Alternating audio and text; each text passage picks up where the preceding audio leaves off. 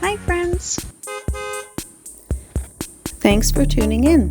If you like this video, please give it a like, comment below, and take a moment to subscribe to our channel. Welcome to this bike ride along the music City Bikeway in Nashville, Tennessee. This 26-mile route connects various parts of the city, offering both scenic views and a glimpse into Nashville's rich history. Starting at Percy Warner Park, the bikeway winds through diverse landscapes, including urban areas and green spaces. As we pedal, we'll pass through McCabe Park, a popular spot for locals to relax and enjoy nature. We'll traverse the vibrant downtown area, where the city's musical heritage is ever present. The bikeway also leads us through Shelby Bottoms Park, a lush greenway offering serene views of the Cumberland River. The Music City Bikeway is a testament to Nashville's commitment to providing accessible and enjoyable routes for cyclists, connecting various neighborhoods and parks across the city. Enjoy the ride as we explore the diverse sights and sounds along this trail in Nashville, Tennessee.